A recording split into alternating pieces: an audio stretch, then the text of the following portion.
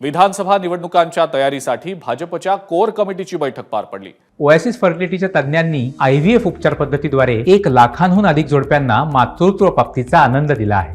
मोफत appointment book करण्यासाठी आजच संपर्क साधा। उपमुख्यमंत्री देवेंद्र फडणवीस यांच्या निवासस्थानी या बैठकीचं आयोजन करण्यात आलेलं होतं। लोकसभा निवडणुकीमध्ये आरक्षणाच्या मुद्द्याचा फटका हा भाजपला बसलेला होता आणि आता विधानसभेमध्ये त्याचा फटका बसू नये यासाठी हा मुद्दा नेमका कसा हाताळायचा यावर बैठकीमध्ये चर्चा झालेली आहे। त्याचबरोबर 25 जुलैपासून 10 ऑगस्टपर्यंत भाजप नेते कार्यकर्त्यांशी संवाद साधतील।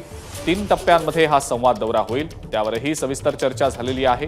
पंकजा मुंडे, चंद्रशेखर बावनकुळे, आशिष शेलार, रावसाहेब दानवे यांच्यासह महत्त्वाचे भाजप नेते या बैठकीला उपस्थित होते।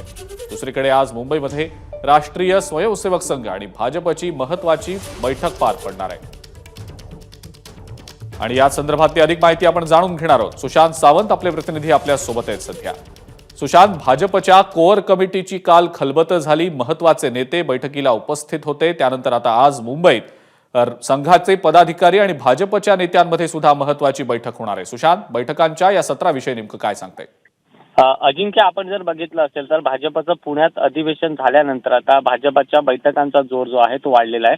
काल देवेंद्र फडणवीस यांच्या सागर या निवासस्थानी कोर कमिटीतील काही प्रमुख नेते जे आहेत ते उपस्थित होते आणि बैठक पार पडली। या बैठकीत महत्त्वाची चर्चा जी आहे ते भाजपकडून 25 जुलैपासून 10 ऑगस्ट पर्यंत जी संवाद यात्रा काढण्यात येणार आहे त्या संवाद यात्रेवर विषय चर्चा झाल्याचं आपल्याला कळत आहे।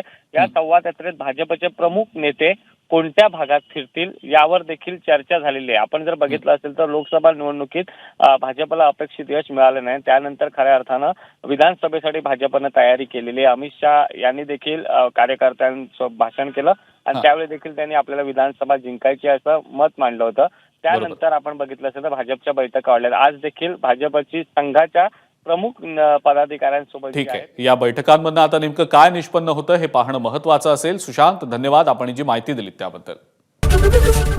एबीपी माझा, उघडा डोळे बघा नीट।